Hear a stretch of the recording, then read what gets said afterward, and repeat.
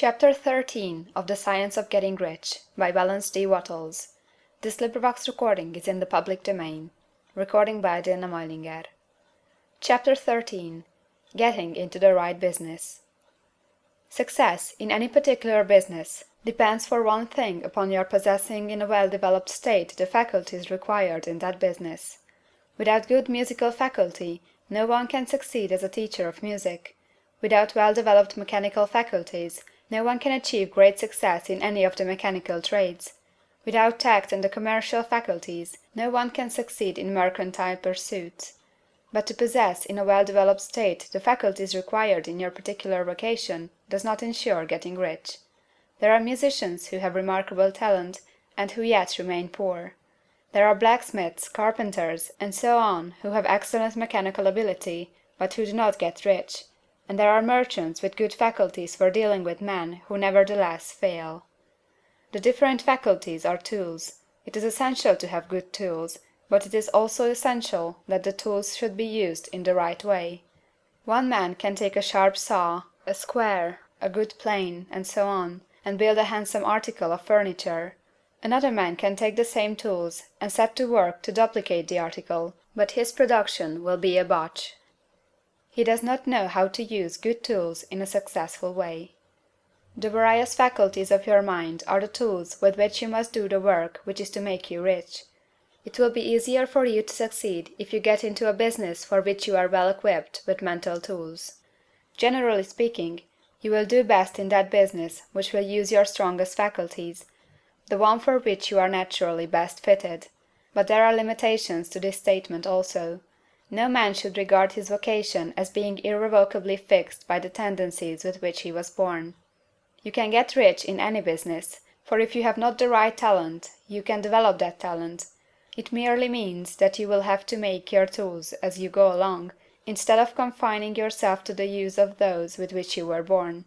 It will be easier for you to succeed in a vocation for which you already have the talents in a well-developed state, but you can succeed in any vocation, for you can develop any rudimentary talent, and there is no talent of which you have not at least the rudiment. You will get rich most easily in point of effort if you do that for which you are best fitted, but you will get rich most satisfactory if you do that which you want to do. Doing what you want to do is life, and there is no real satisfaction in living if we are compelled to be forever doing something which we do not like to do, and can never do what we want to do. And it is certain that you can do what you want to do. The desire to do it is proof that you have within you the power which can do it. Desire is a manifestation of power. The desire to play music is the power which can play music seeking expression and development. The desire to invent mechanical devices is the mechanical talent seeking expression and development. Where there is no power, either developed or undeveloped, to do a thing, there is never any desire to do that thing, and where there is strong desire to do a thing, it is certain proof that the power to do it is strong, and only requires to be developed and applied in the right way.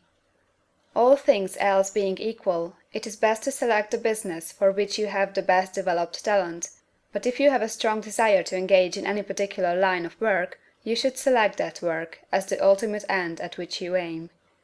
You can do what you want to do, and it is your right and privilege to follow the business or avocation which will be most congenial and pleasant. You are not obliged to do what you do not like to do, and you should not do it except as the means to bring you to the doing of the thing you want to do. If there are past mistakes whose consequences have placed you in an undesirable business or environment, you may be obliged for some time to do what you do not like to do, but you can make the doing of it pleasant by knowing that it is making it possible for you to come to the doing of what you want to do. If you feel that you are not in the right vocation, do not act too hastily in trying to get into another one. The best way generally to change business or environment is by growth. Do not be afraid to make a sudden and radical change if the opportunity is presented, and you feel after careful consideration that it is the right opportunity. But never take sudden or radical action when you are in doubt as to the wisdom of doing so. There is never any hurry on the creative plane, and there is no lack of opportunity. When you get out of the competitive mind, you will understand that you never need to act hastily. No one else is going to beat you to the thing you want to do. There is enough for all. If one space is taken, another and a better one will be opened for you a little farther on. There is plenty of time. When you are in doubt, wait. Fall back on the contemplation of your vision, and increase your faith and purpose, and by all means, in times of doubt and indecision, cultivate gratitude.